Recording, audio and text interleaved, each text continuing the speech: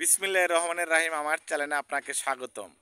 আপনি যখন সমস্যায় পড়বেন দেখবেন আপনার আপন মানুষগুলো মানে কাছের মানুষগুলো কেউ আসবে কুঞ্চালা বাস নিয়ে, কেউ আসবে ছোট বাস নিয়ে, কেউ আসবে বড় বাস নিয়ে, কেউ আসবে একেবারে গাইডটালা বাস নিয়ে, গ্রামের ভাষায় বলে সমস্যায় পড়লে।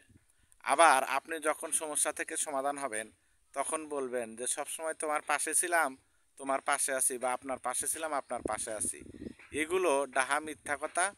আর দেখবেন আপনার অর্থনৈতিক সমস্যাগুলো যখন আপনার সৃষ্টি হবে, আপনার কাছে আসবে, আপনার কাছে অর্থ নেই, তাহলে আপনাকে দেখে না দেখার ভান করে কেমন করে যে আড়াল করে চলে যায়, সেটা যার সাথে ঘটেছে সেই বুঝতে পারবে।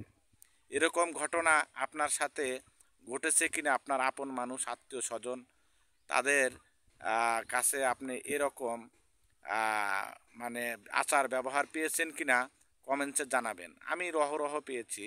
যখন দেখেছি টাকা পয়সা নাই, যত বড় মানুষই হোক না কেন, যত বড় টাকাওয়ালা মানুষই হোক, কোনো একটা সময় অভাব আসে, অভাবগ্রস্ত হয়ে যায়, তখন দেখবেন আপন মানুষগুলো আর কাছে থাকে না, এবং তাদের আরও টিটকারিমূলক কথা এবং তাদের ভাষা এবং তাদের যে অহংকার গমিতা, তাদের কথাগুলো শুনলেই আপনার মাথার চান্দি গরম হয়ে যাবে। আপনি চিন্তাই করতে পারবেন না যে সেই মানুষটা সারাটা জীবন আপনার সাথে থাকলো, আপনার খাইলো, আপনার পড়লো, আপনার সাথে অল্পেতেই পোল্টি নিল কিভাবে। যখন আপনি বুঝতে পারবেন, যখন আপনি অভাবে পড়বেন, তখনই আপনি এই বিষয়গুলো বুঝতে পারবেন।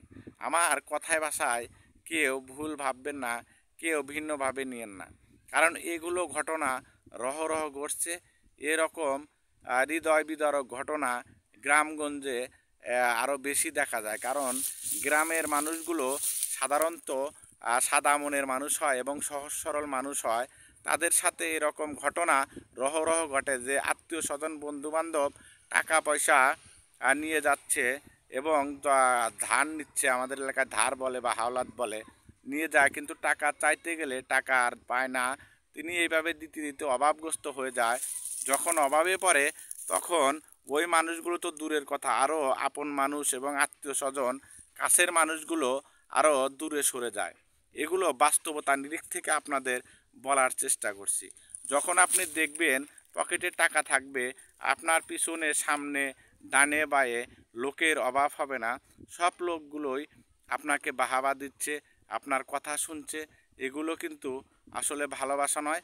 এগুলো হলো আপনার সাথে একটা প্রতারণা করার ছক।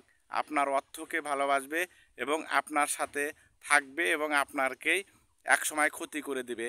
এগুলো মানুষ থেকে দূরে থাকার চেষ্টা করুন এবং মহান রাব্বুল আলামিন সবাইকে হেদায়েত দান করুন, এই কামনা করি। আল্লাহ হাফেজ।